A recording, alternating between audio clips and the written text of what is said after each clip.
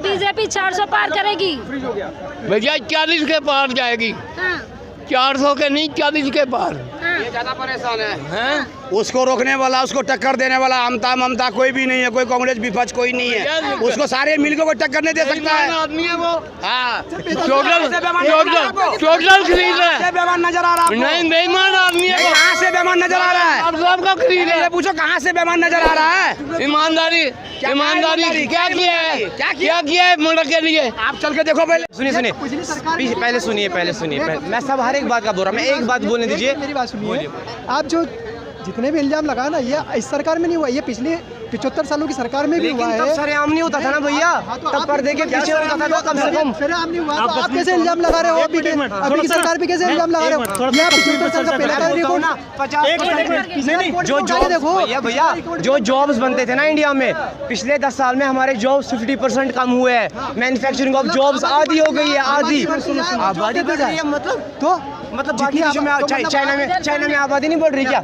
China में नहीं बढ़ रही। चाइना सोनम वांगचुक जिसने हिंदुस्तान को इतने सारे अवार्ड्स दिलवाए, वो सोनम वांगचुक जिसने टेक्नोलॉजी किस लद्दाख में शुरू की मैम, जिस लद्दाख में इंसान लोगों के पास पानी नहीं होता था खाने के लिए, उसने वहाँ पे टेक्नोलॉजी दिखाई, उसने वहाँ पे साइंस, उसने हमारे देश का नाम रोशन किया, हमें इंटरनेशनली एक ग्लोबली एक पहचान मिली। वो पिछले 1 महीने से लगभग अब भूख हड़ताल पे है मैम। कोई मीडिया चैनल कवर कर रहा है? नहीं कर रहा है।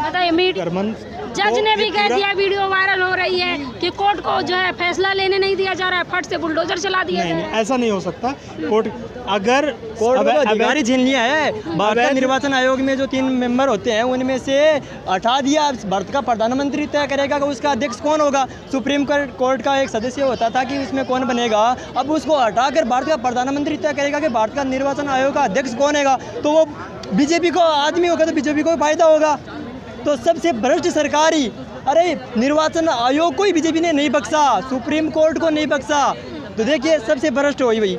देखो, मैं ये इन्होंने जो भी कहा ठीक है, गलत है तो मैं ये नहीं कह रहा हूँ कि सब कुछ अच्छा हो रहा है, लेकिन किस तरीके से ये सुधर सकती है मैं उस पर बात करूँगा। और थोड़ा सा मेरे को मौका दिया जाए। अभी यूपी में आप देख रहे हैं कि लॉ एंड ऑर्डर को सुधारा जा रहा है, धीरे धीरे करके माफिया तंत्र को ख़त्म किया जा रहा है। जो पहले क्राइम कर चुके हैं, ऐसे कई लोग हैं, कई कास्ट हैं, कई लोग हैं जो पहले से भी क्राइम में हैं, अभी वो क्राइम नहीं कर रहे हैं।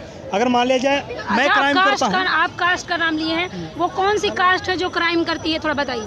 अगर बीजेपी में आ जाते हैं ना तो उन पर कुछ बुलडोजर नहीं चलता। उन्होंने चूक कर दी, अभी वो थोड़े समय बाद में बीजेपी में आ जाएंगे तो उन पर कुछ नहीं होगा।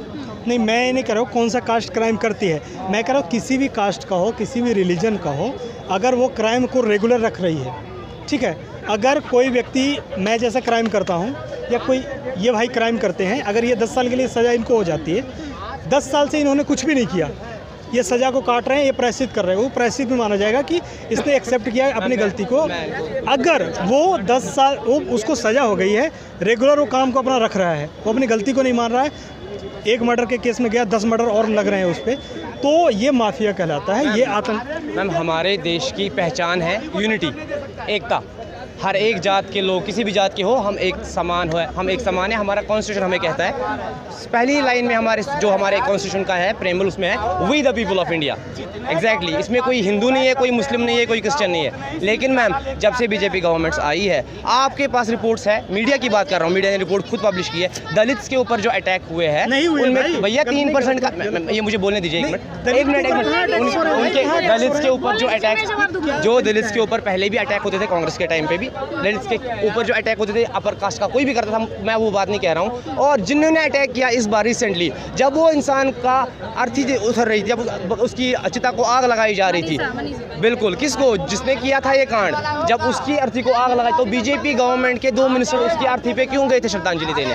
पहली बात। दूसरी बात मैं ये कह रहा हूँ, मैं किसी मिनिस्टर का नाम नहीं ले रहा, एक मिनिस्टर सत्ता में आते हैं बीजेपी के मैंडेट से, सत्ता में आने के बाद विदिन 30 डेज वो 30 दिन के अंदर अंदर अपने ऊपर लगे हुए पिछले 10 साल के सारे केसेस बंद कर देते हैं। दिस आर फैक्ट्स, ठीक है। आप ऑनलाइन जाके देख सकते हैं, आप विंग न्यूज़ के ऊपर जा सकते हैं। ये आर्टिकल आया था एक ऐसा है जो बीजेपी की टिकट पे आया, एज ए मिनिस्टर आया, तो अपने पार्लियामेंट में एंटर हुआ और 30 दिन के अंदर अपने ऊपर लगे 10 साल के सारे केस गायब कर दिए। किसी ने आंख झपक के भी इसके ऊपर ध्यान नहीं दिया मैम, ठीक है। वो सोनम वांगचुक जिसने हिंदुस्तान को इतने सारे अवार्ड्स दिलवाए, वो सोनम वांगचुक जिसने टेक्नोलॉजी किस लद्दाख में शुरू की मैम, जिस लद्दाख में इंसान लोगों के पास पानी नहीं होता था खाने के लिए, उसने वहाँ पे टेक्नोलॉजी दिखाई, उसने वहाँ पे साइंस, उसने हमारे देश का नाम रोशन किया, हमें इंटरनेशनली एक ग्लोबली एक पहचान मिली। वो पिछले 1 महीने से लगभग अब भूख हड़ताल पे है मैम। कोई मीडिया चैनल कवर कर रहा है? नहीं कर रहा है। बताइए मीडिया कवर क्यों नहीं कवर कर रहा है? सोनम वांगचुक जो है उनका कवर क्यों नहीं कर रही है? दिखा मीडिया कैसे करेगी बताओ? बिकी हुई मीडिया है। वो 1 महीने से बैठा है, रो रहा है कि हमारे, वो ऐसा तो नहीं मान रहा है कि मुझे ऐसा दो। वो देश के लिए ही सोच रहा है, लद्दाख के लिए बात कर रहे हैं, लेकिन उनकी बात नहीं सोच रही बीजेपी सरकार। अरे मीडिया की अगर 1 मिनट की क्लिप आ जाए, कुछ नहीं, उसके बाद बीजेपी सरकार ने सारे मीडिया तंत्र को, सारे सिस्टम को ही, अभी वहाँ पर जो बैठे हैं लद्दाख के अंदर, मैं बोल रहा हूँ कि 1 महीने के अंदर चुनाव से पहले उनको ख़त्म कर दिया जाएगा। वहाँ से पुलिस हटा देगी उनको, उनका धरना हटा दिया जाए। हटा दिया। यहाँ दिल्ली में हटे हैं बताइए, किसान। आरोप लगा रहे हैं कि बीजेपी भ्रष्टाचारी है। देखिए, मैं आपको बताना चाहता हूँ कि क्राइम हो रही है। मैं ये नहीं करूँ क्राइम को ख़त्म हो कर, मतलब बिल्कुल शून्य हो गया है, उस पर जो कार्रवाई हो रही है। आपने देखा कि उमेश पाल की जो हत्या हुई, योगी जी ने कहा कि उन माफियाओं को हम मिट्टी में मिला देंगे। हो गई क्लियर? तो कहने का मतलब है कि एक मुख्यमंत्री की ये भाषा होनी चाहिए, हम मिट्टी में मिला देंगे। तो माफियाओं के साथ क्या होना चाहिए?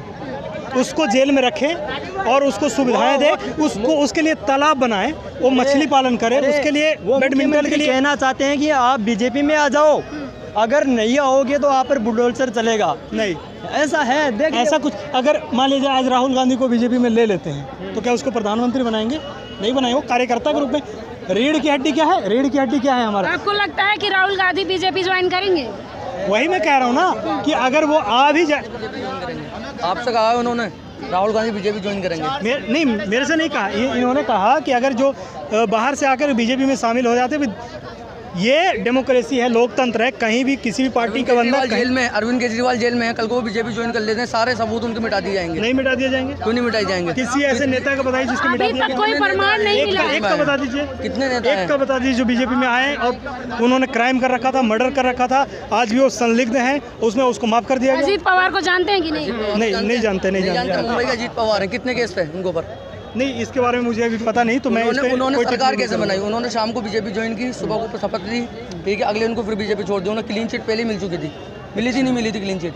जब सारे केसों में क्लीन चिट मिल गई उन्हें। क्लीन चिट मिल गई तो ठीक है, मिल गई तो मिल गई। अगर सुनिए, उससे पहले केस चल रहे थे ना उनको, क्यों मिली क्लीन चिट? बीजेपी ज्वाइन करने से क्लीन चिट मिली ना। ऐसे कई, देखो लालू प्रसाद यादव जेल में थे, बाहर है ना, भाजपा ज्वाइन करी, भाजपा ज्वाइन करें ना, बाहर है ना, तो बाहर आ जाएंगे।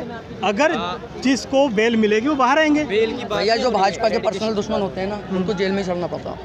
यानी कि आपको लगता है केजरीवाल दुश्मन है भाजपा के? नहीं, मैं केजरीवाल को नहीं कह रहा, मैं बहुत सारे ऐसे दुश्मन हैं जो जेल में ही रहना पड़ता है। बहुत सारे। अच्छा सर, एक सवाल, भाजपा ने नारा दिया है अब की बार 400 पार, आपको क्या लगता है? वो तो जनता बताएगी कितने पार जाएगी। आपको क्या लगता है कि 400 पार कैसे हो पाएगी बीजेपी?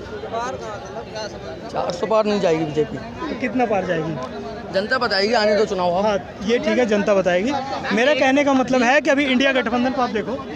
नहीं जी बताइए, इधर आ जाइए। कोई भी आए, हमें उससे प्रॉब्लम नहीं है भैया। हम ये कह रहे हैं पिछले सुनिए पहले सुनिए, मैं सब हर एक बात का बोल रहा हूँ, मैं एक बात बोलने दीजिए। मेरी बात सुनिए, आप जो जितने भी इल्जाम लगाए ना, ये इस सरकार में नहीं हुआ, ये पिछले 75 सालों की सरकार में भी हुआ है। तब सरेआम नहीं होता था ना भैया, तब पर्दे के पीछे होता था, तो कम से कम सरेआम नहीं हुआ। आप कैसे इल्जाम लगा रहे हो? अभी की सरकार पे कैसे इल्जाम लगा रहे हो? या 75 साल का पहले भैया जो जॉब्स बनते थे ना इंडिया में, पिछले 10 साल में हमारे जॉब्स 50% कम हुए हैं। मैन्युफैक्चरिंग ऑफ जॉब्स आधी हो गई है, आधी आबादी बढ़ रही है। मतलब बाकी देशों में, चाइना में आबादी नहीं बढ़ रही क्या? चाइना में नहीं बढ़ रही? चाइना में पता है, एक चाइल्ड का पॉलिसी लाया था, फिर है ना, लाए ना पॉलिसी, एक चाइल्ड का पॉलिसी ना, ये क्यों नहीं लाते? तो पिछले लाएंगे कब लाएंगे? ये मंदिर ले आए हैं, मंदिर पे वोट दीजिए। मैंने मंदिर लाया, आपको मंदिर पे वोट देना है। आपने मंदिर पे स्टैचू, भैया 1 मिनट, स्टैचू ऑफ यूनिटी, मैं मंदिर की बात नहीं करूंगा, स्टैचू ऑफ यूनिटी मैम कितने हजार करोड़ में बना? फिगर है ना मैम सबके पास, फिगर सबको पता है ना। Statue of unity Sardar Patel का कितने पैसों में बना मैम? कितने करोड़ हजार पैसों में बना? उन पैसों से क्या एक गरीब घर के बंदे को एक वक्त की रोटी भी नहीं मिल जाएगी? पूछना चाह रहा हूँ कि ये पिछली सरकार में क्यों नहीं सोचा सारे काम करने के? पिछली सरकार में क्यों नहीं? सरकार ने आपके और मेरे टैक्स का पैसा स्टैचू ऑफ यूनिटी में नहीं ना लगाया। उन्होंने भैया उन्होंने अंबानी अडानी को हमारा पैसा नहीं दिया ना। अडानी अंबानी, भाई साहब 1 मिनट, अब भाई साहब 1 मिनट, अब आपने बोला 1 मिनट, अडानी अंबानी देश से भागा नहीं है, देश में ही है और देश में काम कर रहा है। क्या गारंटी देश है में कि काम कर रहा भागेगा है? नहीं? क्या गारंटी है कि भागेगा नहीं? तो जिनकी गारंटी उनको दिए थे माल्या को पैसा, किसकी गवर्नमेंट में दिया था? तो भागा किसकी गवर्नमेंट ने दिया था? भागा किसकी गवर्नमेंट में? कांग्रेस ने नीरव मोदी को किसके गवर्नमेंट में पैसे दिए थे? जवाब दीजिए। भागा दो कितने भागे? 38 गुजराती हैं। लिस्ट देखो, 40 में से 38 गुजराती हैं। बाबा कह रहे हैं कि मोदी जी 400 पार करेंगे। वो भी है, एक तो अभी 100 करोड़ लेके भाग गया है। बैंकों के पास पैसा नहीं, बैंकों के पास पैसा नहीं है। आप जो किसी का पैसा 5 करोड़ भी है ना, तो बैंक सिर्फ 5 लाख देगा। इन्होंने कानून बना दिया है कि 5 लाख मिलेगा, उससे ज्यादा नहीं मिलेगा आम जनता को। हैं? कह रहे हैं बीजेपी 400 पार करेगी। भैया 40 के पार जाएगी, हाँ, 400 के नहीं 40 के पार। ये ज्यादा परेशान है। उसको रोकने वाला, उसको टक्कर देने वाला आमता ममता कोई भी नहीं है, कोई कांग्रेस विपक्ष कोई नहीं है। उसको सारे मिलकर कोई टक्कर नहीं दे सकता है। आदमी है वो। हाँ, टोटल खरीद रहा है। बेमान नजर आ रहा है। नहीं, बेईमान आदमी है वो। कहाँ से बेमान नजर आ रहा है? आप सबका खरीद ये है। पूछो कहाँ से बेमान नजर आ रहा है? ईमानदारी क्या किया है? क्या किया है मुल्क के लिए? आप चल के देखो पहले।